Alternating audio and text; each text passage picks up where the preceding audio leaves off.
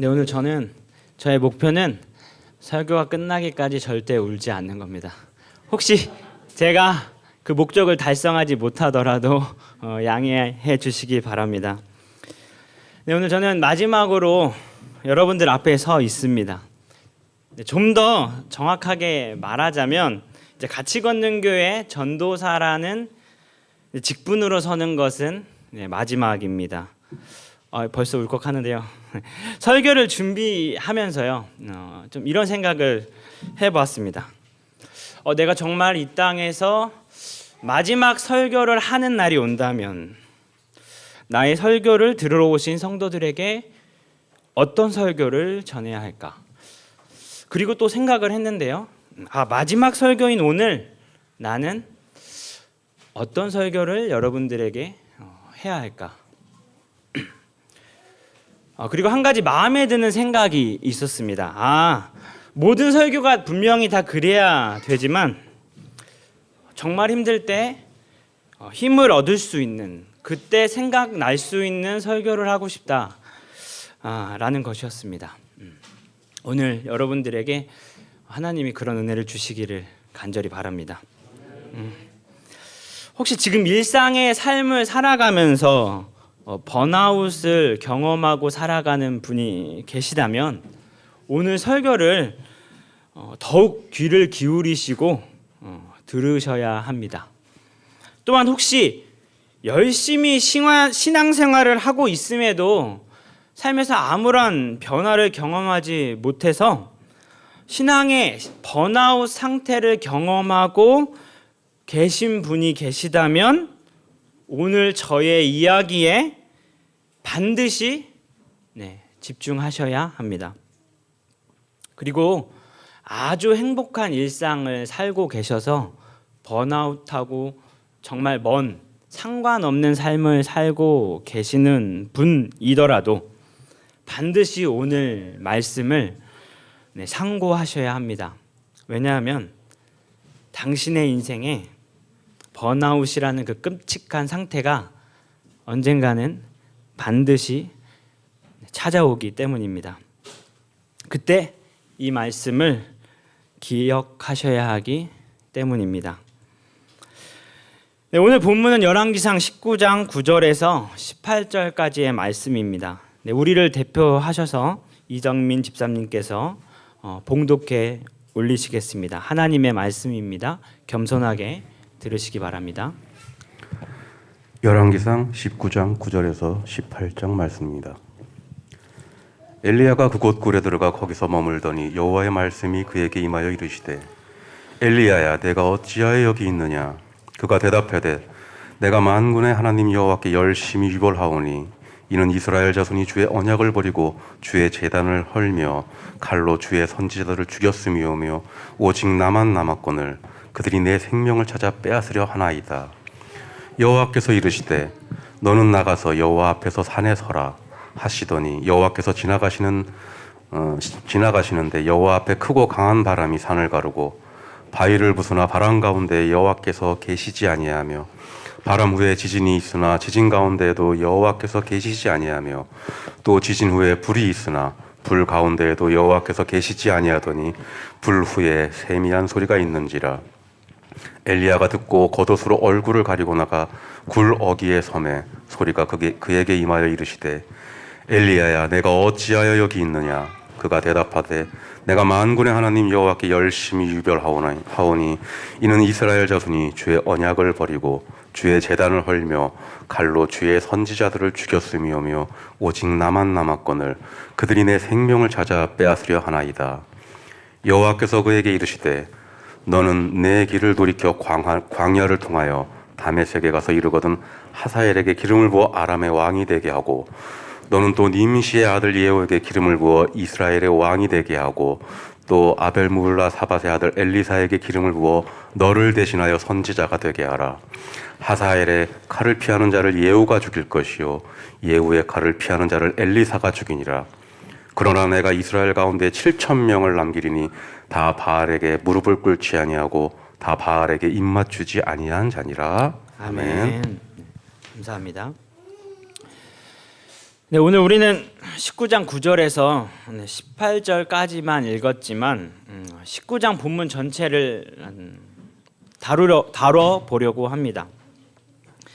네, 오늘 이 19장 전체를 통해서 첫째로 열심을 다해 하나님을 섬긴 엘리야가 겪게 되는 좌절과 분노, 그리고 소망을 잃어버린 그 허무함을 보게 될 것입니다.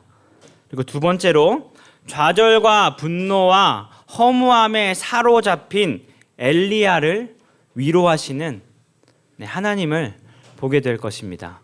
그리고 그 결론적으로 좌절과 분노와 허무함 속에 빠진 나를 위로하시는 하나님을 만나게 될 것입니다. 네, 먼저 19장 1절부터 4절까지의 말씀을 한번 보겠습니다. 제가 다시 한번 봉독하겠습니다. 1절에서 4절입니다.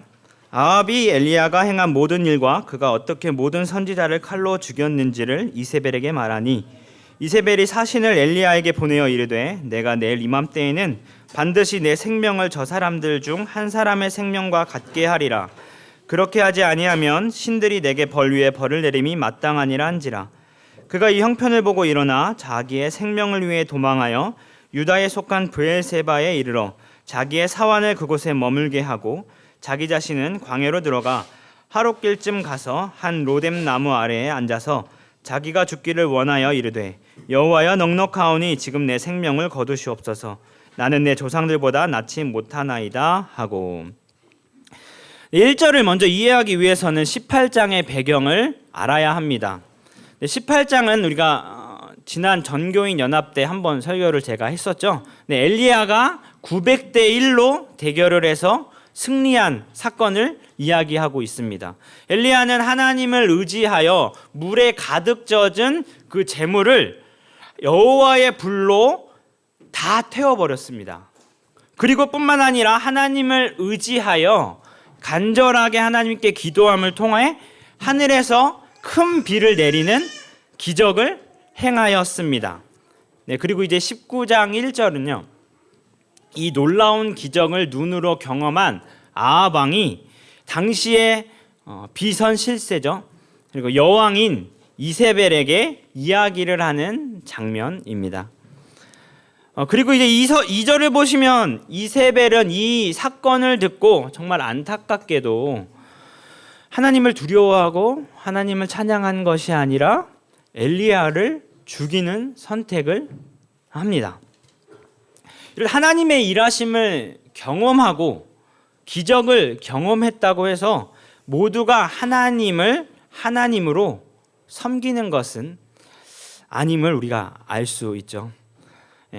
하나님을 나의 아버지로 여호와 그는 하나님이시로다 라고 고백할 수 있는 것은 결코 쉬운 일이 아닙니다. 하나님을 우리들은 너무나도 쉽게 사실 이 고백을 하고 있기 때문에 이것이 얼마나 어려운 일이고 얼마나 감사한 일인지 은혜인지 잘 알지 못합니다. 아담이 선악과를 따먹은 후에 선악을 알게 하는 열매를 먹은 후에 모든 인간의 본성은 하나님을 주인으로 섬기는 일을 싫어하게 되었습니다. 그래서요, 한 번도 보지 못한 할지 않을지도 모르는 외계 생명체의 존재는 믿지만 하나님의 존재는 믿지 않습니다. 네. 그리고 한 번도 어떤 생물이 다른 생물로 진화하는 모습을 보지도 그 증거도 있지 않음에도 불구하고 진화로는 믿지만 하나님이 이 세상을 창조하셨다라는 사실은 믿지 못합니다. 그리고 아무런 근거도 없는 태몽은 너무나도 잘 믿지만 성경의 예언은 믿지 않습니다. 이 세상에서 우리가 경험할 수 있는 가장 큰 기적 중 가장 큰 기적은 어떤 기적일까요? 바로 하나님을 나의 하나님으로 고백하고 예수 그리스도를 나의 구원자로 고백하는 것입니다. 그것이 우리가 누릴 수 있는 가장 큰 기적입니다. 만일 여러분들이 지금 이 자리에서 이제는 내가 사는 것이 아니요 내 안에 예수 그리스도가 사십니다 라고 전심으로 전인격적으로 고백하실 수 있다면 여러분들은 이미 이 세상에서 경험할 수 있는 가장 큰 기적을 경험한 사람들인 것입니다. 3절과 4절은 이세벨의 이러한 상황에 대한 이러한 상황에 처한 엘리야의 반응입니다. 3절에서 엘리야는 형편을 보고 자기의 생명을 위해 도망하였다라고 이야기하고 있습니다. 한글 개역 개정의 번역을 보면요, 마치 엘리야가 이 이세벨의 경고를 듣고 나 죽게 생겼구나, 얼른 짐 싸서 도망가자, 막 야반 도주하듯이 도망간 것처럼 이세벨의 그 말에 두려움을 떨고 도망가는 것처럼 보입니다. 그렇죠? 그래서 어떤 설교가들이나 주석가들은, 신학자들은 이 야고보서 5장 17절에 이제를 근거로 들면서 엘리야도 우리와 같은 성정이기 때문에 그렇게 큰 하나님의 기적을 경험했지만 죽음의 위협 앞에서 얼마든지 이런 행동을 할 수 있다라고 이제 해석을 하고 이야기를 합니다. 그런데 이 4절을 보면요, 엘리야가 자신이 죽게 될까봐 도망간 행동치고는 좀 이상한 행동을 하죠. 4절에서 그는 죽기를 원하고 있습니다. 하나님에게 자신의 목숨을 거둬달라고 기도하고 있습니다. 마치 그는 이제 이 세상에서 어떤 미련도 남지 않고 빨리 그냥 이 세상을 떠나고 싶어하는 사람처럼 보입니다. 이 세상에 살 소망을 잃어버린 무기력한 사람처럼 보입니다. 그럼 어떻게 얼마 전 정말 하나님의 놀라운 기적을 경험한 엘리야는 왜 이런 번아웃의 상태에 빠지게 되었을까요? 그것은 바로 이 놀라운 기적을 보고도 하나님의 살아계심을 눈으로 피부로 경험하고도 아무런 변화도 일어나지 않는 이스라엘 백성들 때문이었습니다. 엘리야는 이 아합과 이세벨이 자신을 죽이려고 하는 것이 두려워서 도망간 것이 아니고 자신의 사역에 좌절하고 실망해서 번아웃이 찾아온 것입니다. 자신이 무엇을 해도 도무지 이 사람들은 변하지 않을 것 같다라는 그 좌절감과 실망감에 모든 것을 버려버리고 떠나버린 것입니다. 엘리야는 누구보다 열심히 있는 선지자였습니다. 그래서 10절에 보면 본인을요 하나님께 설명할 때 열심히 유별난 자라고 본인 스스로 하나님께 그렇게 고백할 수 있을 만큼 자신만만한 정말 열심 있는 선지자였습니다. 그런데 한편으로 엘리야는 자기 기만에 빠진 사람이기도 했습니다. 4절 하반절에 보면 나는 내 조상들보다 낫지 못하나이다 라고 고백하고 있는데요, 이 고백은 한편으로는 굉장히 겸손한 모습으로 고백처럼 보이지만 한편으로는 이전까지는 자신이 조상들보다 나은 사람이라고 생각했던 사람이었던 것이죠. 엘리야의 이 모습을 보면 어떤 사람들은 격하게 공감하는 사람도 있을 것이고 어떤 분은 이러한 모습이 전혀 이해가 되지 않는 분도 계실 것입니다. 하지만 이 엘리야와 같은 이 번아웃은요 우리의 일상에서 정말 자주 경험되는 일입니다. 번아웃은 특히 열심히 각별하고 자신이 능력이 있다라고 생각하는 사람에게 찾아옵니다. 이 번아웃은 일상생활에서도 경험할 수 있고 이 번아웃은 신앙생활에서도 경험할 수 있습니다. 먼저 우리 일상생활에서 회사 생활을 할 때 번아웃을 경험하시죠? 특히 젊은 날 열심을 가지고 퇴근 시간이 지나 밤 늦게까지 야근을 하며 일을 하고 열심히 자신의 젊은 청춘을 바쳐서 일을 했지만 어느 순간 번아웃이 찾아오고 내가 지금 무엇을 위해 이 일을 하고 있는지 깊은 고뇌에 빠져 회사를 그만두는 사람도 정말 많이 있는 것 같아요. 연애를 할 때도 이런 번아웃은 많이 경험하는 것 같아요. 나의 모든 힘을 다해, 나의 모든 사랑을 다해, 나의 모든 걸 건네줬는데 그 사람이 내 생각과 다른 나에게 실망감을 줄 때 우리는 연애의 번아웃, 쉽게 말해 권태기에 빠지게 되고 그 위기를 극복하지 못하면 사실 다 이별을 선택하게 되는 것 같습니다. 사실 모든 관계, 부부 관계, 자녀 관계, 어떤 사람과의 관계도 사실 이 번아웃을 정말 많은 경험을 하게 해주지요. 내 생각과 내 뜻대로 그 사람이 내 수고만큼, 내가 드린 사랑만큼 사랑이 돌려받지 못할 때 우리는 깊은 좌절감과 실망감을 경험하게 되고 이 번아웃을 경험하게 되는 것 같습니다. 그런데 이 번아웃은 신앙생활에서도 정말 많이 경험하는데요. 아마 여기서도 많은 분들이 이 경험을 했을지도 모르겠습니다.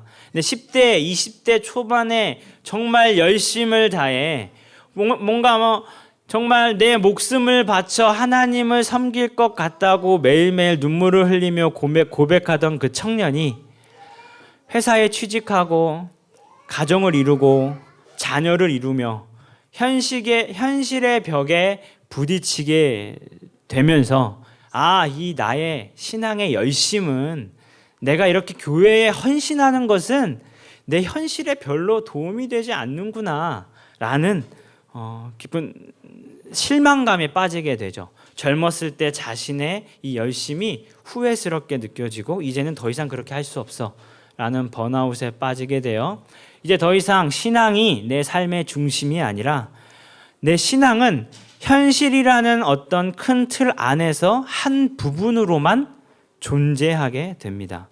그래서 내 현실, 내 실제적 삶에 방해가 되지 않는 선까지, 피해를 받지 않는 선까지만 내 신앙생활을 하게 되고 거기 안에서 우리는 타협점을 찾게 됩니다. 이 모든 것이 사실은 오늘 엘리야가 겪게 된 이 번아웃과 연관이 되어 있는 거죠. 그런데 이 번아웃은요, 특히 교역자와 교회의 중직자들에게 정말 많이 경험됩니다. 왜 그럴까요? 5년, 10년을 말씀을 가르치고 교회를 섬겨도 교회는 변하지 않는 거예요. 한 사람을 위해 정말 내가 투자한 시간과 내가 투자한 헌신이 값어치로 상종할 수 없을 만큼 투자를 했음에도 불구하고 전혀 변하지 않은 그 한 성도들을 보면 번아웃이 찾아오죠. 오늘 엘리야처럼 마찬가지입니다. 사실 저도 저의 얘기를 잠깐 하자면 정말 짧은 기간 동안 청년부 예배를 드렸는데 이 번아웃을 경험한 적이 있었어요. 네, 그렇죠. 정말 예배 잘 드렸습니다, 청년들.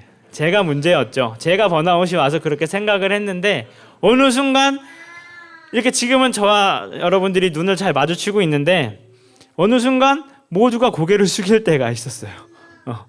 그럴 때 순간 마음에 화가 치밀어 오더라고요. 내가 이 말씀을 준비하려고 일주일 내내 얼마나 많은 시간을 회비했는데 내가 가족들과 함께하는 시간도 포기하면서 너희들 앞에 서 있는데 지금 뭐 하는 거지? 이런 생각이 들면서 내가 하는 이것이 무엇이 의미 있지? 막 이런 온갖 이상한 생각들이 들 때가 있었어요. 결국엔 그게 제 문제였다는 사실을 또 깨닫고 또 말씀을 준비하면서 한 번 더 깊이 깨닫게 되었습니다. 이렇듯 우리들은 일상생활에서든 신앙생활에서든 이 번아웃을 경험하며 살아갑니다. 그런데 이 번아웃의 극복 여부에 따라서 만약에 극복하지 못한다면 우리들은 계속해서 무기력한 삶 속에 타협을 하며 내 자신을 맞추며 살아갈 것입니다. 그러나 만약 이 번아웃을 극복한다면 이전보다 더욱 의미 있는 열심 있는 삶을 가지고 삶 속에서 성실하게 우리의 삶을 만들어갈 수 있을 겁니다. 자, 그렇다면 이 번아웃된 상태를 어떻게 극복할 수 있을까요? 네, 오늘 우리 그 본문이 그 번아웃된 상태를 극복할 수 있는 방법을 알려주고 있습니다. 네, 첫 번째로 하나님께서 아무도 없고 아무도 찾아올 수 없는 엘리야에게 찾아와 토닥여 주심으로 엘리야의 번아웃을 극복시켜 주셨습니다. 그 본문이 그 말씀이 5절에서 8절에 있는데요. 하나님은 5절에 보면 이제 죽기를 원해서 하나님 저 좀 죽여주세요 간절하게 기도하다 지쳐 잠든 그 광야에서 정말 아무도 찾을 수 없는 아무도 없는 그 광야에서 홀로 잠들어 버린 엘리야에게 천사를 보내어 찾아오십니다. 그리고 그 지쳐 쓰러져 있는 그 엘리야를 어루만져 주셨다라고 이야기하고 있습니다. 네, 우리 아기들이 엄마 품에 잠들어서 어루만져 있을 때 가장 그 행복할 것입니다. 세상의 모든 것들을 가진 그 기분을 가지고 있을 겁니다. 아마 엘리야도 그런 기분이 아니었을까요? 죽고 싶어 했던 모든 것을 포기하고 있던 그 상태 속에 하나님의 그 어루만짐을 경험한 엘리야는 얼마나 그 마음이 따뜻해졌을까요? 얼마나 그 미워졌던 마음이 부드러워졌을까요? 하나님은 나무라지 않으시고 자기를 죽여달라고 하는 엘리야를 물에 막심한 어떤 존재로 보지 않으시고 이렇게 어루만져 주셨습니다. 뿐만 아니라 6절에 보니까 하나님은 그 엘리야를 먹여주셨습니다. 네, 엘리야의 굶주림, 엘리야의 필요를 아시고 그에게 떡과 물을 제공해 주셨습니다. 이렇게 하나님은 우리의 필요를 다 알고 위로해 주십니다. 그리고 또 한 가지 거기서 끝나지 않고 7절에 보니 격려해 주세요. 아직 너가 갈 길이 남아있다. 일어나 이 음식을 먹고 나아가라 라며 엘리야에게 계속해서 격려해 주시고 있습니다. 그래서 엘리야는 이 하나님의 따뜻한 사랑의 위로를 받고 어떻게 하죠? 8절에 보니까 이 하나님의 힘을 의지하여 다시 나아갑니다. 그리고 결국에 그 목적지인 호렙산에 도착하게 됩니다. 이럴 때 하나님은요, 우리가 때로는 너무 무례한 행동을 하고 때로는 하나님 앞에 그것만큼 무례막심한 행동이 있을까요? 자식이 부모에게 저 좀 죽여주세요 이렇게 부탁하는 것만큼 불효가 있을까요? 하지만 하나님은 그 아픔을 우리의 연약함을 아시고 누구보다 공감하십니다. 그래서 이제 우리는 그 공감하시는 하나님의 사랑을 느끼며 그리고 그 채워주시는 공급하심으로 인해 우리의 그 완악했던 마음은 부드러워지고 그 하나님을 의지하기 시작합니다. 우리는 하나님을 의지할 때 하나님이 두려워서 의지하는 존재들이 아닙니다. 하나님께 벌 받을까봐, 하나님께 징계받을까봐, 하나님께 혼날까봐 하나님의 말씀을 의지하는 존재들이 아닙니다. 하나님의 사랑을 느끼기 때문에, 하나님의 사랑을 경험했기 때문에 우리들은 하나님을 더욱 의지하게 됩니다. 한편 이렇게 얘기할 수 있어요. 아니, 하나님의 사랑을 이렇게 이야기하면 죄에 대해 너무 가벼워지지 않을까? 아니요. 여러분들은 이미 아마 그걸 경험하셨을 거예요. 여러분, 부모님의 사랑을 받으면 부모님에게 더 엇나가고 싶어지십니까? 아니요. 부모님에게 효도하고 싶은 마음이 생기는 것이 사랑입니다. 사랑은 정말 신비한 힘이 있어서 더 사랑받은 사람은 더 사랑하고 싶어지고, 사랑받은 사람은 나를 사랑해주는 사람을 위해 더 희생하고 싶어지는 것이 사랑의 놀라운 힘입니다. 그래서 우리는 그 하나님의 사랑을 받아 하나님을 더욱 의지하게 되고, 그 하나님의 사랑을 받은 그 의지함을 통해 하나님은 우리는 반드시 하나님이 목적하신 그 자리에 세워 놓아 주십니다. 네, 두 번째로 하나님은 엘리야를 어떻게 번아웃에서 건져내 주셨을까요? 이어서 9절에서 12절을 보면 그 두 번째 방법이 나오는데요. 이제 본격적으로 하나님은 엘리야의 문제에 직면하십니다. 하나님은 엘리야에게 이제 질문하십니다. 어찌하여 너가 여기에서 지금 있느냐? 너 여기서 지금 뭐 하는 거니? 라고 질문을 하시죠. 그러니까 엘리야는 아주 당당하게 이야기를 하죠. 하나님, 저는 하나님께 정말 열심히 있는 사람이었습니다. 그러나 이스라엘 백성들은 저의 말도 듣지 않고 어떤 기적도 듣지 않습니다. 이스라엘 백성들은 답이 없습니다. 하나님, 그래서 저는 이제 이 일을 그만두렵니다. 이렇게 하나님 앞에 자신의 어떤 정당함을 이야기했습니다. 그러자 하나님은 이 엘리야의 대답을 반박하듯 환상을 보여주십니다. 그렇죠?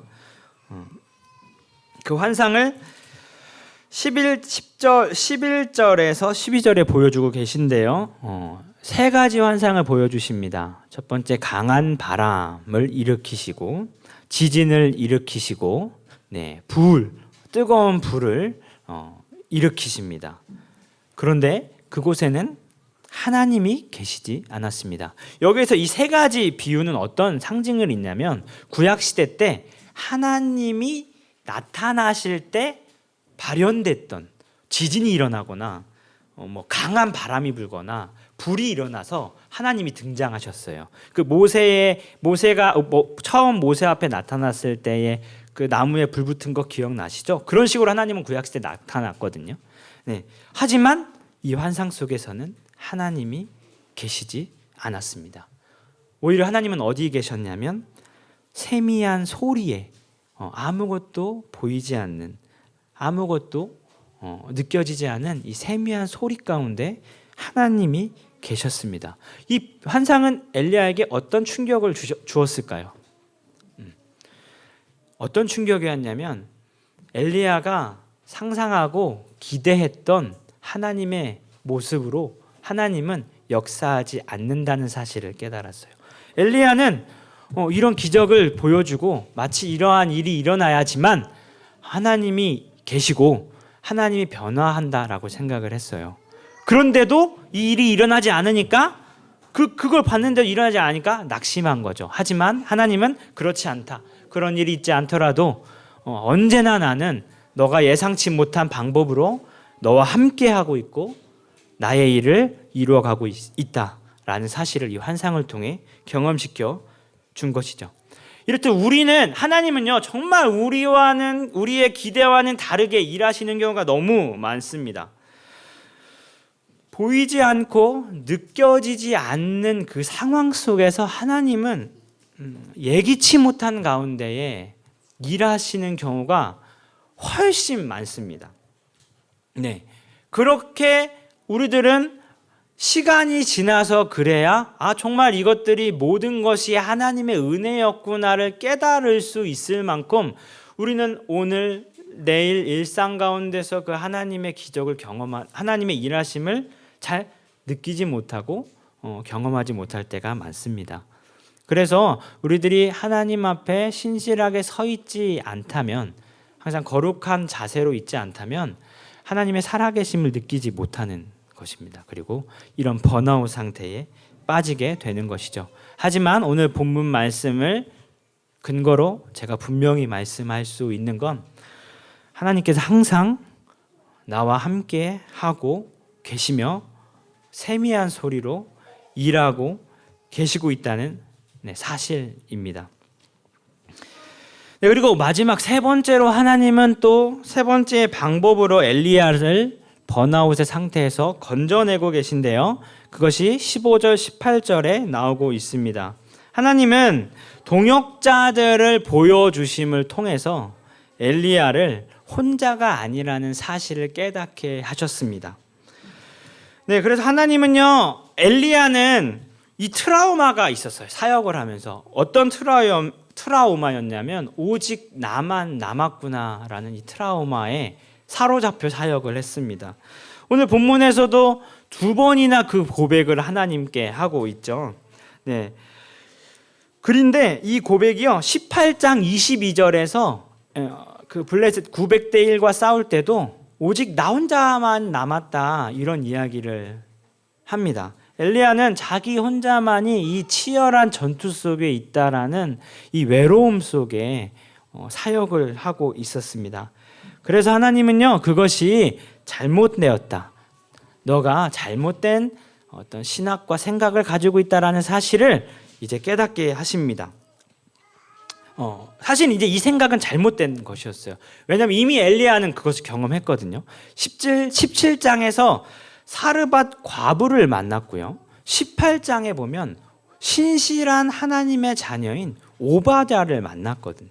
하지만 이제 엘리야는 이 번아웃 상태 속에서 자기가 만났던 그들을 경험하지 못했던 것이죠.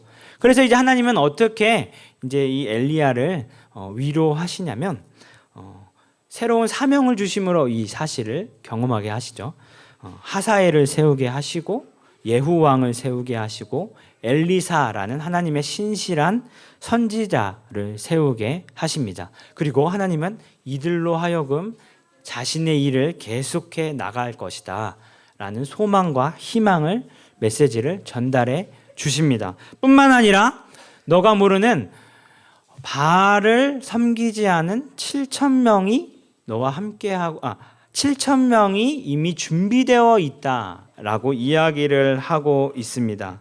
네, 엘리야와 같은 너와 같이 신실한 자들은 이미 정말 많이 준비되어 있다라는 사실을 엘리야에게 알려주심을 통하여 엘리야가 낙심하고 좌절할 필요가 전혀 없다라는 사실, 이 말씀, 너가 행하고 있는 이 선지자의 사역은 너는 느끼지 못하고 너는 지금 눈으로 경험하지 못하지만 보이지 않는 곳에서 열매를 맺고 있고 하나님의 나라는 그들로 인하여 끊임없이 역사 가운데 계속해서 진행될 것이라는 믿음의 확신을 엘리야에게 주고 있는 것이죠.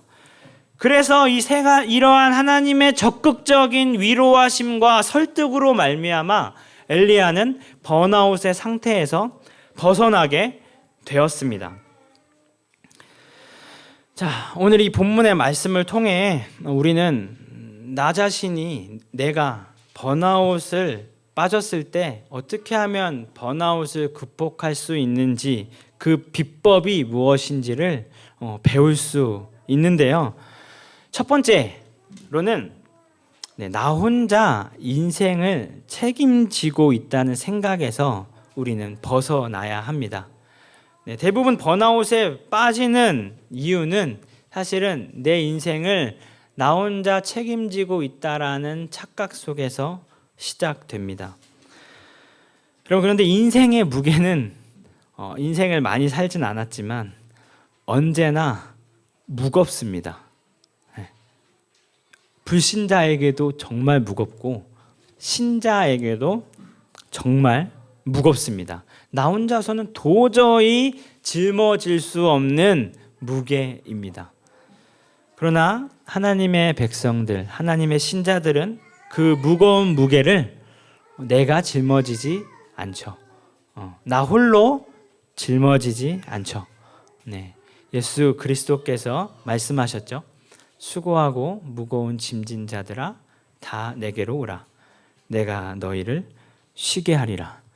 우리의 번아웃을 벗어버릴 수 있는, 우리의 이 무거운 짐을 벗어버릴 수 있는 방법은 이 수고하고 무거운 짐을 그리스도께 내려놓는 일입니다. 그리고 또 한 가지 번아웃을 극복하기 위해서는 나의 열심의 주체가 누구인지를 살펴봐야 합니다.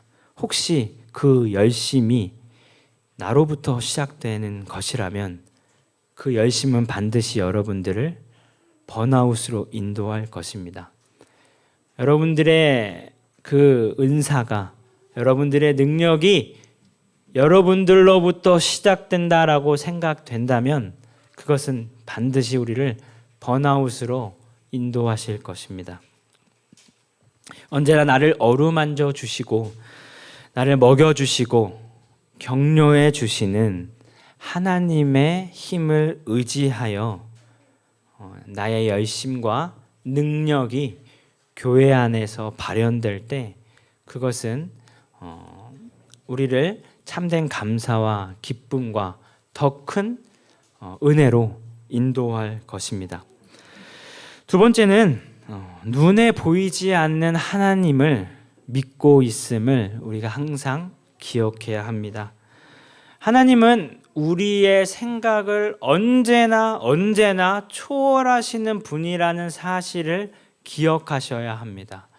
우리가 이 사실을 머리로 알고 있지만 삶으로 경험하지 못할 때가 너무 많아서 하나님이 이해되지 않는 순간이 찾아와 번아웃이 오게 됩니다. 그러나 하나님의 일하심은 엘리야의 사건을 보면서 엘리야의 환상을 보면서 알았듯이 대부분 우리와 기대와는 다릅니다. 그렇죠? 여러분들 아마 다 경험해 보셨을 겁니다. 여러분들이 겪었던 문제 가운데 여러분들의 방법으로 여러분들의 생각대로 해결된 적은 없을 거예요. 하나님 저 내 아내 좀 바꿔주세요 라는 기도를 했지만 내가 바뀌어야 문제가 해결되는 경험을 정말 많이 했을 겁니다. 그렇죠? 하나님 저 회사의 부장님 좀 이직시켜 주세요. 하지만 그 회사의 그 내년에도 그 부장님은 그 자리를 지키고 계신 내가 변할 때 하나님이 일하시는 정말 내가 예상치 못한 방법으로 일하시는 하나님을 여러분들이 이미 경험하셨을 겁니다. 그 하나님을 우리들은 놓치지 않아야 합니다. 그리고 그 방법이 내가 생각한 방법보다 훨씬 탁월하다라는 믿음을 잊으시면 안 됩니다. 그래서 결과와 현상을 보는 것이 아니라 세미한 소리인 우리에게 주신 하나님의 언약을 붙잡고 나아가야 하는 것입니다. 사실 예수 그리스도의 구원의 사건도요, 이 구약의 사람들은 아무도 예상하지 못한 세미한 소리였습니다. 그 예수 그리스도가 이 세상을 구원할 인류를 구원할 예수 그리스도가 마국간에서 태어날 줄 누가 알았겠습니까? 그리고 그 메시아가 가장 비참한 십자가에서 죽게 될 줄 누가 알았습니까? 그러나 하나님은 그 일로 말미암아 모든 인류를 구원하셨고 또 우리를 아들 삼아 주셨습니다. 하나님의 역사하심은 예상치 못한 놀라운 일로 인해 일어나는 것입니다. 그러므로 여러분, 우리가 해야 할 일은 사고하고 판단하는 일이 아니라 세미한 소리에 귀를 기울이는 일임을 언제나 기억하신다면 이 번아웃의 위기에서 극복할 수 있을 거라 생각합니다. 네, 마지막으로 세 번째, 이 번아웃이 찾아올 때 나와 같은 삶을 살아가는 옆에 동역자들을 바라보면서 위로를 받으시기 바랍니다.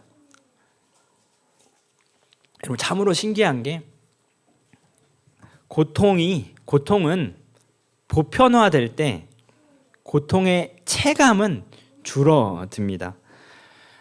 여러분들이 다 배부른데 저 혼자 배고프면 이 배고픔의 고통은 더 극심할 겁니다. 그런데 우리 모두가 배고픔 가운데 있으면 나의 똑같이 배고프지만 그 배고픔을 느끼는 체감은 줄어들 겁니다. 그렇죠. 모두가 가난하다면 그 가난함의 체감은 줄어들 것입니다. 마찬가지입니다. 우리의 신앙 가운데 나 홀로 고통 가운데 있다라고 생각이 들 때 이 고통을 함께 견디며 인내하며 하나님을 바라보고 있는 옆 사람을 바라본다면 그 고통은, 그 고난은 많이 여러분들이 느끼는 체감은 줄어들 것입니다. 그리고 나와 같은 사람들을 많이 만나면 만날수록 어떤 일이 있을까요? 내가 가지고 있는 삶의 확신이 더욱 분명해질 겁니다. 그 사람의 나의 삶의 증인이 되시는 겁니다. 제가 하나님을 믿고 살아가는 삶의 증인은 여러분들입니다. 여러분들의 삶이 곧 나의 증인이요, 증거가 되는 것입니다. 그래서 우리의 삶은 서로의 삶을 통해 가치를 발견하게 됩니다. 여러분, 외로울 때, 정말 힘들 때 찾아갈 수 있는 사람, 그리고 외로울 때 생각나는 사람이 있다는 것은 정말 세상에서 가장 큰 행복일 것입니다. 하나님은 그래서 우리들을 절대 홀로 신앙생활을 하게 놔두시지 않으셨어요. 교회를 세우신 이유는 여기에 있습니다. 함께 서로를 바라보며 믿음을, 확신을 가지고 외로울 때 찾아갈 수 있는 사람을 마련해 주시고, 번아웃 상태에 있을 때 결코 너 혼자의 고통이 아닌 모두의 고통으로 나눔으로 그 고통의 체감을 줄여주시기 위해 교회를 세우신 것입니다. 네, 이제 말씀을 좀 정리하려고 합니다. 네, 우리의 인생 가운데 반드시 번아웃은 몇 번이고 찾아올 것입니다. 그리고 우리의 삶은 계속 고단하고 힘겨운 오늘이 될 것입니다. 그런데 하나님의 백성들은 이 고단한 가운데 감사의 찬양을 할 수 있습니다. 힘겨운 오늘 가운데 내일의 소망을 꿈꿀 수 있습니다. 왜일까요? 하나님이 세미한 소리로 우리와 함께하고 계시기 때문입니다. 또한 그 하나님의 은혜를 경험하는 나와 같은 동역자들이 있기 때문입니다. 비록 이제 제가 여러분들과 함께 같은 공간에서 같은 장소로 매주 예배를 드리지 못하겠지만, 저는 이제 힘겨울 때마다, 외로울 때마다, 번아웃이 찾아올 때마다 여러분들을 통해 위로를 받을 수 있을 것입니다. 네, 부탁드립니다. 바알을 섬기지 않는 7,000명이 되어주시기 바랍니다. 엘리사가 되어주시기 바랍니다. 그래서 수많은 소리가 들리는 가운데, 나를 괴롭히는 수많은 소리가 들리는 가운데 세미한 소리를 들음을 통하여 함께 공동체를 이루어 나가 나의 능력과 나의 열심으로 하나님의 교회를 세우는 것이 아니라 면류관을 받는 그날까지 하나님을 의지하며 나아가는 우리 같이 걷는 교회 모든 성도들이 되기를 간절히 부탁드리고 하나님께 기도하겠습니다. 네, 감사합니다.